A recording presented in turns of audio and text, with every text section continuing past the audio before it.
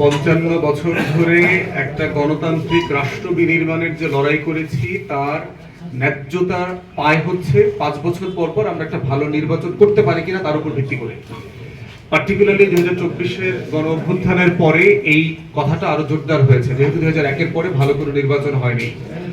25 বছর পরের যে নির্বাচন, সেই নির্বাচনে আমরা দেখলাম যে ঐতিহাসিকভাবে পুরাতন রাজনৈতিক বন্দোবস্ত এবং চর দখলের যে রাজনীতি কেন্দ্র দখলের মতো করে একইভাবে এই কাজগুলো হয়েছে। কালো টাকার ছড়াছড়ি, অস্ত্র, পেশি শক্তি দেখানো, সেগুলো চলেছে। তো আমরা বোধ করছি নির্বাচন কমিশন, অন্তর্বর্তীকালীন সরকার সিরিয়াসলি তাদের ফেইলিওর, ব্যর্থতাকে রিভিউ করবেন। লেভেল প্লেইং ফিল্ড তৈরি করতে আপনারা কেন ব্যর্থ হয়েছেন এবং যার যার জেলা রিটার্নিং অফিসারের কাছ থেকে, আইন শৃঙ্খলা বাহিনী থেকে আপনারা এই জবাবদিহিতা চাইবেন। দ্বিতীয়ত হচ্ছে বিএনপি যে সরকার গঠন করছে তাদেরকেও আমরা সতর্ক করছি এবং আহ্বান করছি একই সাথে যে আপনারা যদি আপনার দলের নেতা কর্মীদেরকে নিয়ন্ত্রণ করতে না পারেন, যে ধরনের অন্যায্য প্র্যাকটিস করে আপনারা নির্বাচনে জিতেছেন, এই নির্বাচন দিয়ে আপনি মানুষের মন বেশি দিন ধরে রাখতে পারবেন না।